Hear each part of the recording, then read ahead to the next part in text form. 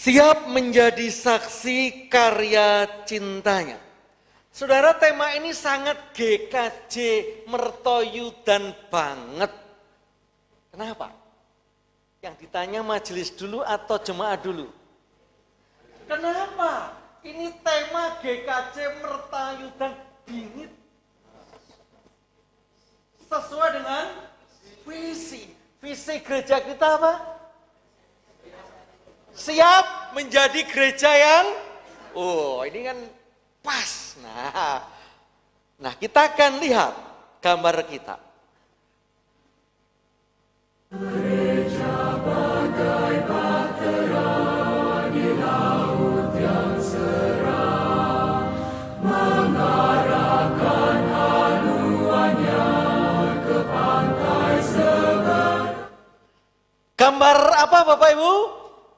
Gambar GKJ Mertoyudan dari sudut yang berbeda. Kira-kira motonya dari mana nih Bapak Ibu? Dari depan kantor kan itu toh. Nah, dari caranya memfoto berbeda. Biasanya kan rata-rata dari tulisannya ada dari depan. Nah, begitu juga akan saya mulai dengan cara yang berbeda. Biasanya khotbah dimulai dengan penjelasan, sekarang dengan pertanyaan. Di sana dikatakan ada 3 bukti bersaksi GKJ Mertoyudan secara institusi. Nah, majelis dulu atau jemaah dulu? Oke, majelis sudah ya, jemaah. Jadi bersaksi secara institusi. Nah, apa yang ada di Mertoyudan? Apa Bu Harno? Secara institusi yang sudah dilakukan GKJ Mertoyudan. Berdiri Bu, biar dapat disoting. Soting Mas. Artinya gereja secara formal dengan programnya, buktinya itu menjadi alat kesaksian. Contohnya apa? 3 saja. 1, bagi. 1. Gereja yang sudah memberi. Buktinya, programnya apa? Program. 1, contohnya apa? Bukti Apa itu? Sosial Natal. Oke, sosial Natal. Puasa. Salaman Bu, hadiahnya besar di surga, naik bersama Tuhan Yesus. Yang kedua, nah, ini majelis senior dulu. Pak Tugiono, berdiri Pak Tugiono. Ini dulu. Satu pertama tadi aksi sosial, Paskah, bersaksi. Kedua,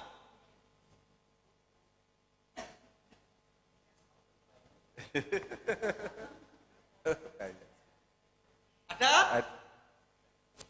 Iya. Apa?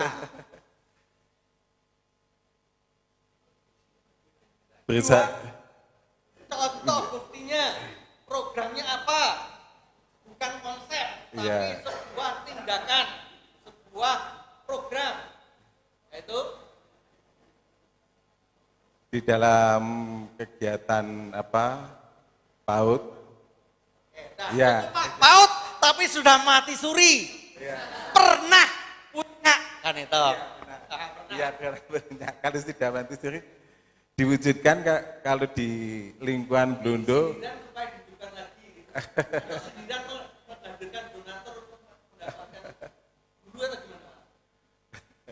Ya mungkin ya, semoga Pak terus yang apa? Paut Pak, paut ya. Nah, yang terakhir harus bisa. Kalau nggak bisa diragukan. Apa Pak Wid? Monggo Pak Wid, monggo. Apa ya? 3 ya. Yang ketiga adalah ada semua dalam buku apa namanya? Bukan, namanya retro. Ada itu. Yaitu bukti yang ketiga adalah bersaksi. Yaitu komisi Laras Katresnan. Ya. Itu memberikan pelayanan yang menarik, paling tidak alat kesaksian bagi masyarakat. Ya, tepuk tangan untuk gereja kita.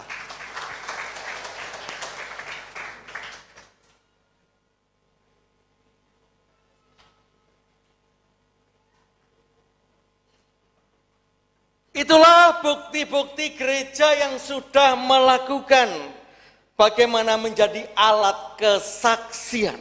Nah mari saudara, di dalam kenaikan ini kita akan lebih fokuskan lagi menurut firman Tuhan. Yang pertama dari Kisah Para Rasul.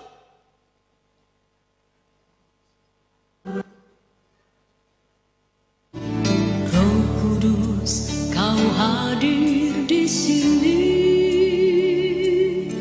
Roh Kudus, ku mengasihimu.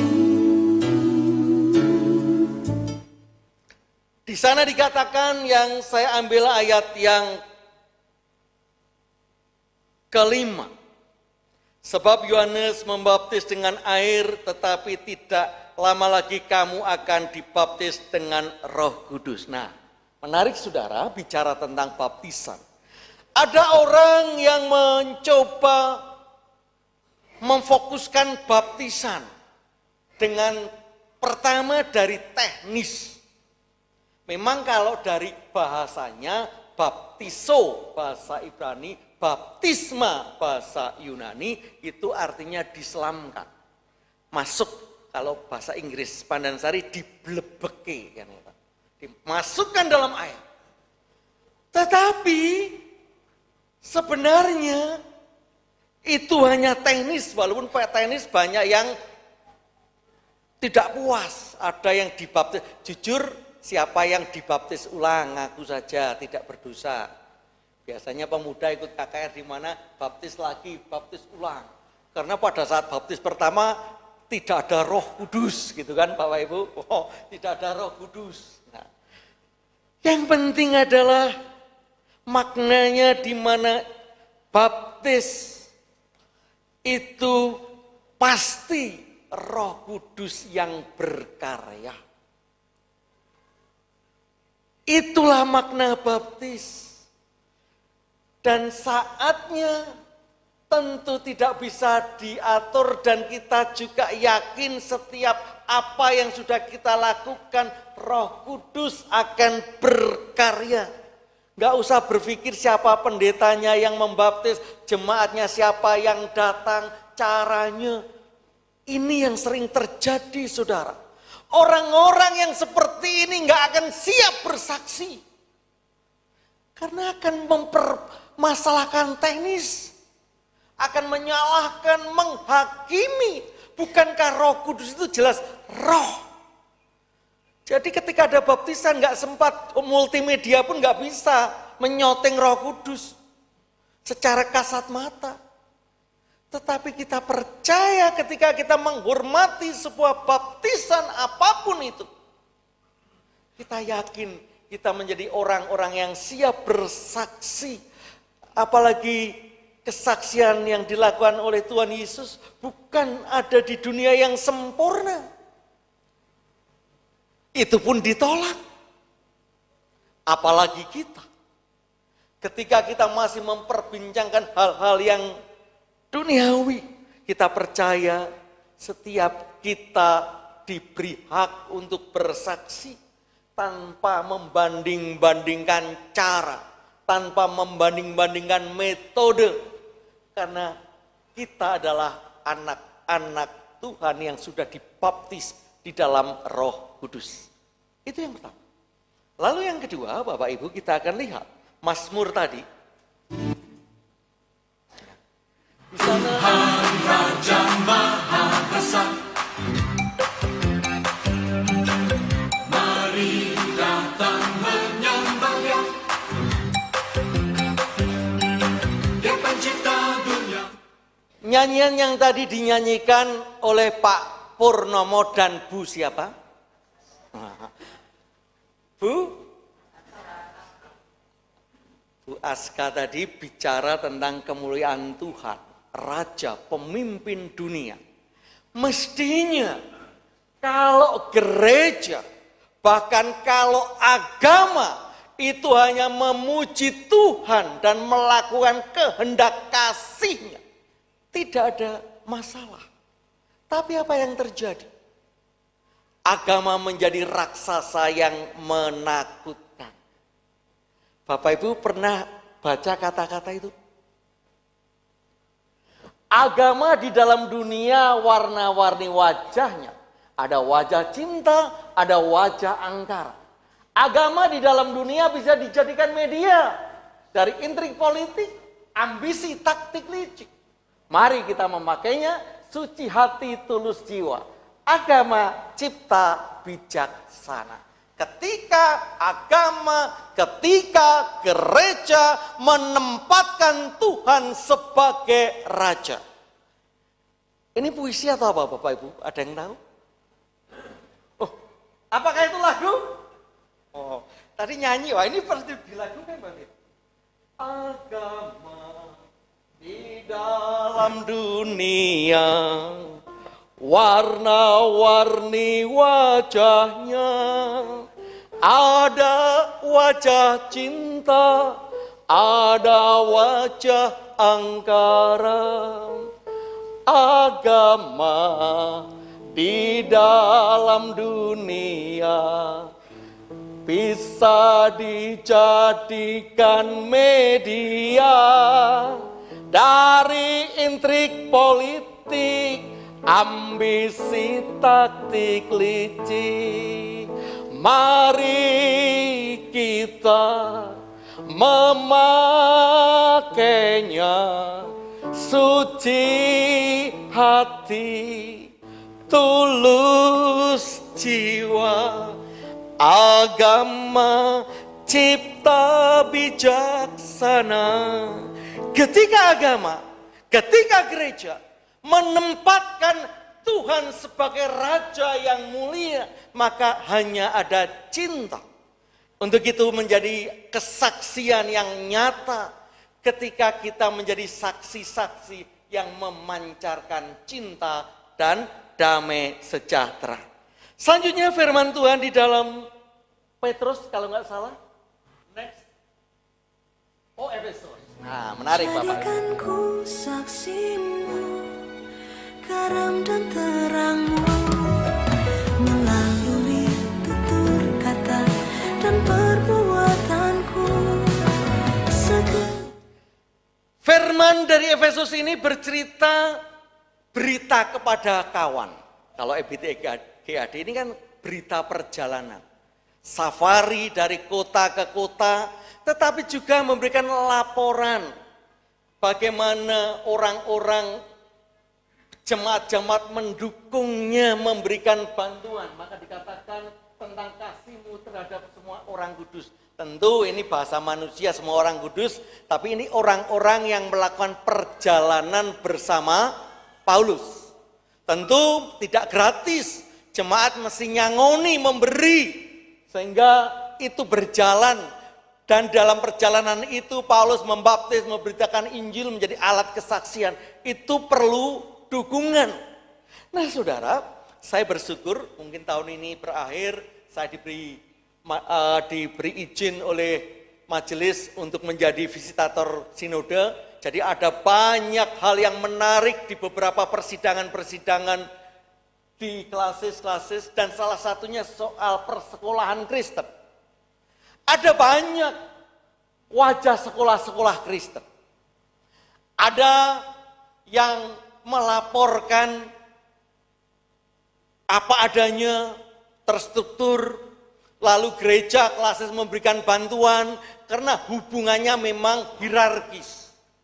Jadi ketika ada sekolah-sekolah Kristen yang terbuka, mau dibawa klasis, mau dibawa gereja, memberikan laporan terbuka, dan klasis, gereja, bahkan sinode mendukungnya. Itu model yang ideal. Tapi ada juga gereja, sekolah-sekolah Kristen yang pernah jaya, punya aset banyak, tapi muridnya habis. Ketika melaporkan, ketika ingin diambil dan di bawah klasis sinode, bahkan gereja lokal tidak mau. Nah, saudara, ketika kita bersaksi secara lembaga bersama-sama, mesti ada aturan. Kasihmu ada pertanggungjawaban. Banyak persekolahan Kristen mati suri. Banyak lembaga-lembaga kekristenan habis secara organisasi. Karena di dalamnya ada sebuah kesaksian yang perlu dibereskan. Karena ketika kasih itu ada dusta. Ketika di situ ada kepentingan-kepentingan pribadi, maka apa artinya alat-alat kesaksian itu? Itu bukan alat-alat kesaksian yang membangun, justru itu yang mengingkari ilahi. Untuk itu mari kita doakan sekolah-sekolah Kristen, lembaga-lembaga Kristen, lembaga-lembaga pelayanan bukan menjadi alat-alat mendapatkan keuntungan ketika tidak ada hati yang terbuka untuk bagaimana membongkarnya bersama, mendandaninya bersama. Bagaimana akan bersaksi ketika di dalamnya masih begitu banyak pertentangan, ada banyak kepentingan. Mari kita ingat bahwa kesaksian kita menunjukkan kasih Tuhan, apalagi gereja. Dan mari kita tutup dengan apa yang dikatakan Injil di dalam Injil kita. Di dalam Lukas. Nah, lagi.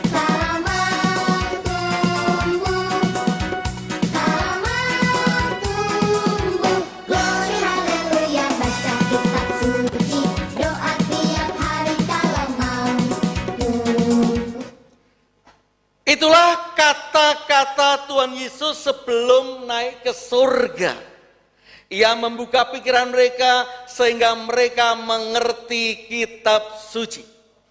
Mengerti itu bisa secara pribadi, tetapi mengerti bisa saja dalam konteks institusi. Itu beda. Orang ber-PI boleh secara pribadi menggunakan pekerjaannya dengan cara mungkin kebaikan hatinya dengan hartanya secara pribadi boleh. Tapi ingat, gereja juga institusi yang harus diatur. Maka syaratnya ketika mengerti kitab suci, maka tentu ada aturan mainnya. Ada yang namanya sekolah teologi. Dan sekolah teologi pun banyak bertaburan. Tapi puji Tuhan, Sinode GKJ menetapkan sekolah-sekolah teologi yang sudah dianggap mampu. Tidak semua sekolah teologi dengan bermacam-macam warna itu ditampung. Kita tidak akan menghakimi, bukan masalah benar salah, tapi pertanggungjawaban. Secara paling tidak lebih ilmiah, lebih bisa dipertanggungjawabkan. Tapi mari lihat, kadang-kadang kita bersedih melihat cara-cara bergereja bersaksi. Kadang-kadang terjebak di dalam tindakan bukan kesaksian tapi kristenisasi. Karena caranya itu tidak elegan, caranya begitu kasar. Caranya begitu jelas-jelas menjadi pertentangan. Maka hari ini saudara, mari semakin lama semakin cerdas kita memahami kitab suci. Tidak hanya sekedar menerjemahkan, ada cara-cara yang Tuhan berikan kepada kita. Sehingga gereja pun bisa menjadikan alat kesaksian tanpa menimbulkan percekcokan. Tidak terjatuh pencurian domba, itu baru bersaksi dengan gereja yang lainnya saling mencuri. Hari ini, mari kita jadikan momentum Tuhan Yesus naik ke surga yang telah memberikan kesaktian secara iman untuk kita lebih cerdas, sehingga yang kita tunjukkan adalah kasih Tuhan dan kita menjadi garam dunia. Tuhan memberkati.